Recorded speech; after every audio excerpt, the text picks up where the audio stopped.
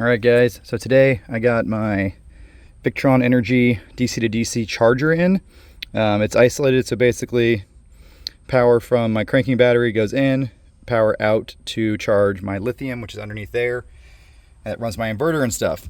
I went with this one because it's got built-in Bluetooth and it just seemed like a more industrial grade product than the Renogy.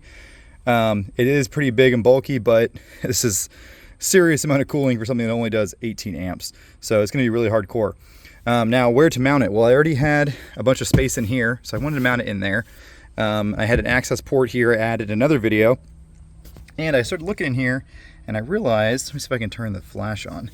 I realized that there was a 14mm welded nut right there. So I pulled this cable off. It turns out I can bolt it to that. So that's super handy. If you look through the cup holder, you can see where I'm pointing here. So I'm just going to put a bolt in there.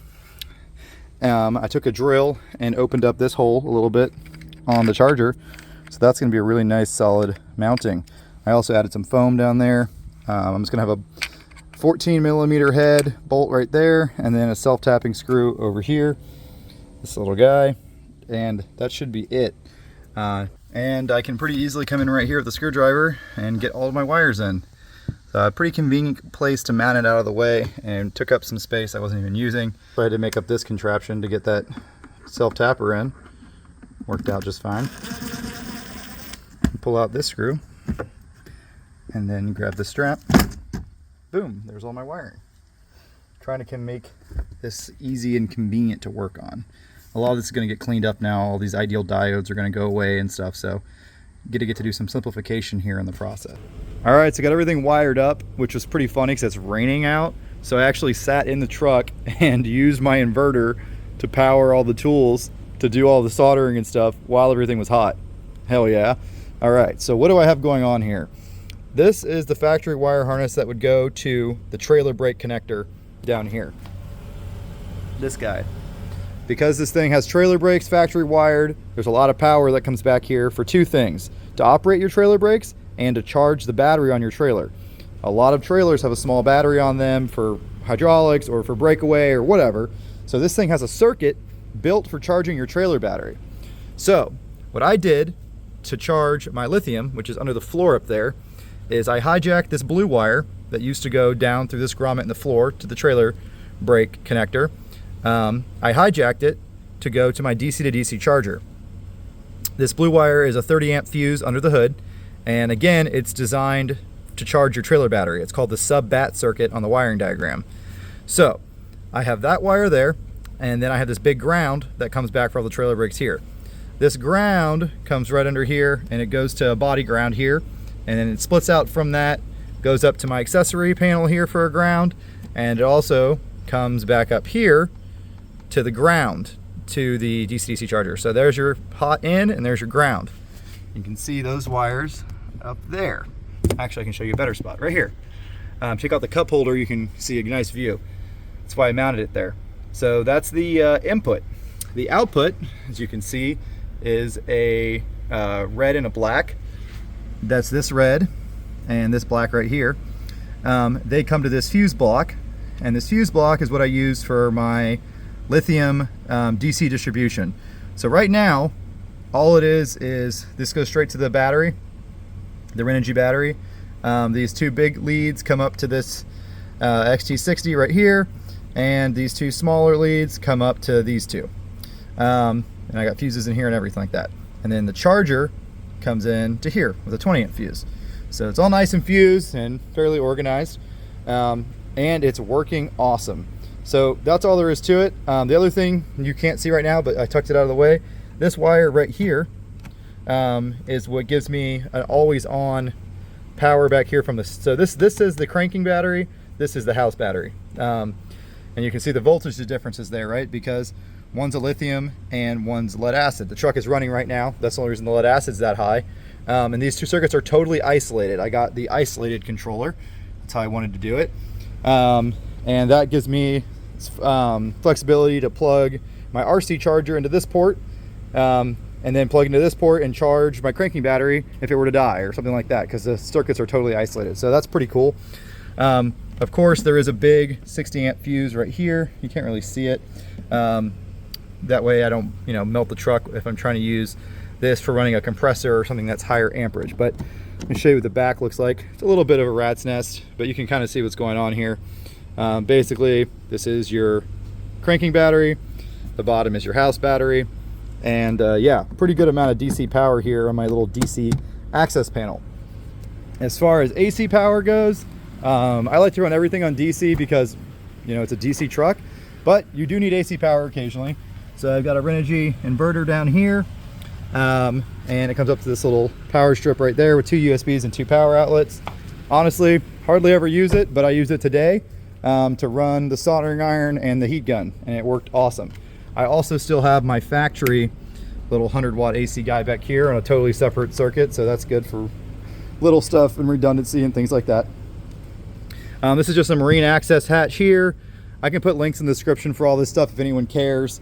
And if anyone needs some more detailed instructions on this, comment in the video and I'll make a better video. In general, no one really cares about these videos on my channel, so I do them kind of quick unless people are interested, in which case I can go over it again. But I did kind of solder everything, so you can see here, like this connector's crimped and soldered. These are all crimped and soldered. So I tried to do it pretty decent, and there's fuses everywhere, and these outputs from the battery are also fused in the main battery box under the hood. So it's a pretty good system. Yeah, I think that's all there is to it. I'm pretty happy with my house power now and how it came out. Refrigerator is going to sit right here on top of the jack storage. I have to run wires underneath to this distribution block to run the DC fridge.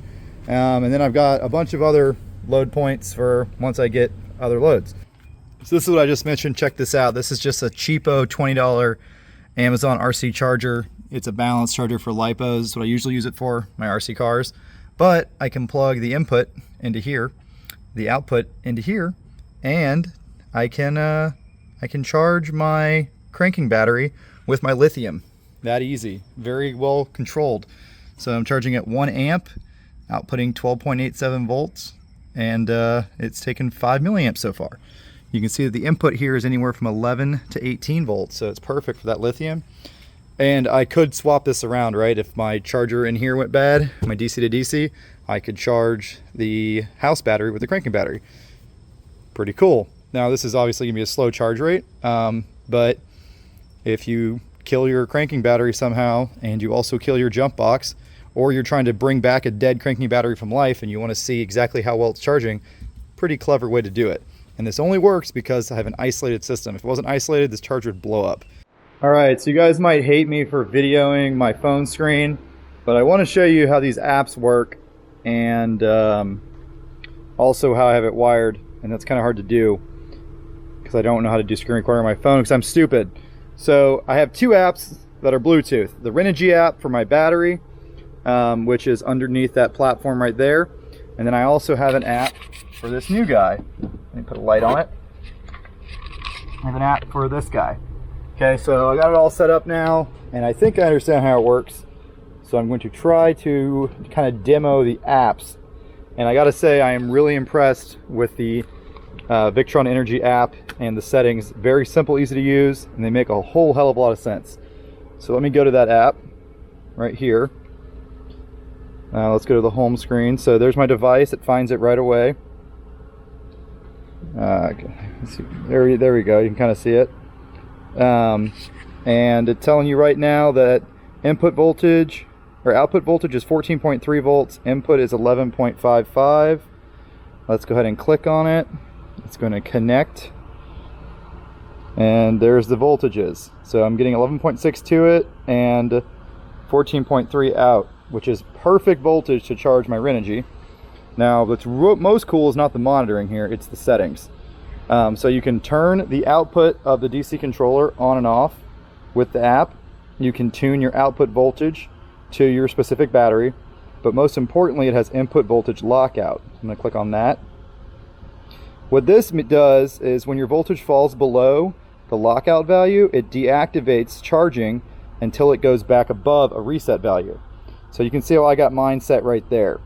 Now, the reason this is so cool is because this blue wire is what is powering my charger. This wire, like I said several times before, is what would have been powering your trailer battery for your breakaway. It's keyed power. So when the key is on, it would start charging if I didn't have that voltage lockout. And if I left the key on, it would pretty quickly kill my cranking battery trying to charge my lithium. But watch what happens when I turn the truck off. So engine off, and I'm going to put it in accessory mode, aka key on. Let's see if it's still charging my battery. So if we get out of here, we go to settings, it'll tell you output is disabled due to input voltage lockout, because the input voltage, as soon as it tries to charge, drops way down. So as soon as it tries to charge here, boom, it'll lock it out. As soon as it starts pulling current, input voltage drops too much. That is key. So right now, I'm not charging my renogy. And let me show you the renogy screen to prove that. So 0.0 amps. So the renogy is not charging, even though my DC to DC charger has power going to it. See the lights are on it? Now watch what happens when we start the truck. Ta-da! Alternator starts spinning, voltage comes up, and now the renogy should be getting 18 amps according to the charger's documentation. This renogy app takes a while to refresh. It's not the best. Come on.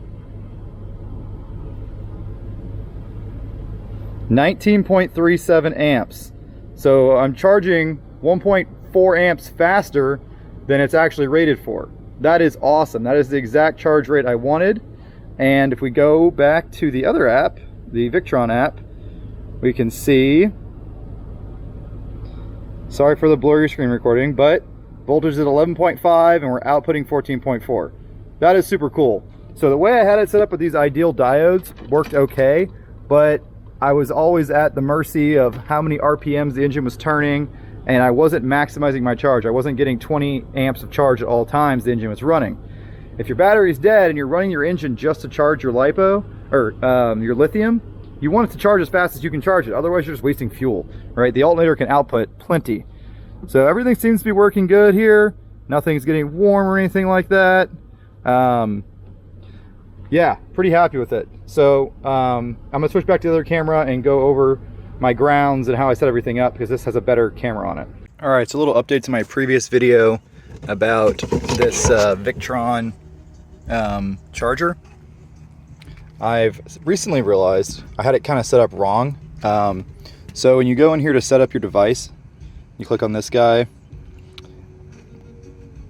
it'll show you your status. Right now, charge is disabled because it has engine shutdown on. If you go to settings, there's a function thing up here I was missing. So I had it set up as a power supply before, which actually works pretty well for my setup because my Renogy Smart Battery takes care of itself. So you just give it current and it charges. But if you put it in charge mode, you get some more options. So let me show you power supply. So I showed you before. That's all you have. If you put it in charge, you get a couple more options, and you get these battery settings. It's got some presets for life. It does a smart charge cycle with, bulk charge, adaptive, and then float, which is good. And it also has engine shutdown detection, which is the main reason I'm using it now. So this is kind of like voltage lockout, but it's tailored more to detect the engine starting by the voltage increase. So it's a little more, professional and intended for detecting engine startup. So here's how I have mine set up. I'd say the engine started if it gets to 13.1 volts, or if it's at 2.8 volts for 120 seconds, the engine started. Once the voltage gets down to 11.2, it shuts down until it gets back up to 13.1 or 12.8 for 60 seconds. So that's pretty cool. And then you also have voltage input lockout in here if something goes wrong. Your alternator's not outputting enough. I have mine set up to shut down at 12.5 and restart at 12.8. So this is how I've been doing it for the past few days. It's charging the battery very well. Right now the truck is not running, so everything is off. Let me go back to show you that.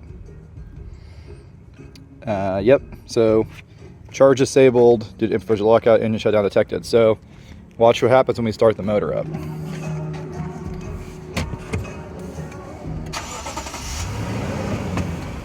Your input voltage will climb up to 12.4, 13.2, 13.3. Charge is disabled, and then bulk charge starts. And now it's charging as fast as it can, all automatically. The input voltage is 11.8, it's outputting 14. Oh, it went off for a second. So I need to adjust my input voltage lockout. Had it a little too high. So now it's in bulk charge, it should stay there. Let's see how low it drops down. So I think I just messed up the settings when I was showing it to you, because my input, yeah, 12.5 is too high. So this needs to be able to drop down to like 11.2. Oh, you know what? I have a profile in here. That's a good thing to show you. I can actually load profiles. So here, charger, normal, apply. There we go. That's better. All right, now it should stay charging. I messed it up when I was showing you the settings. Okay, so now it's doing bulk charging. Let's see what the input voltage drops down to. The reason it drops down that low is because it's a very long wire, right? From the alternator and cranking battery all the way back there. And it's kind of a small wire too. So we go to my other app, the Renogy app. You can see that we are charging at almost 20 amps, so that's great. The battery's pretty dead, it's at 12.8%, so you want it to charge real fast right now. If we go back to the Victron app, let it connect real quick, it's very quick. There's also a graph thing to show you that we are currently in bulk charge. And once we get through bulk, it'll go into absorption and then float. Pretty neat. Really, really like this charge controller. I like them better than the Renogy stuff. Really nice app interface, very tunable.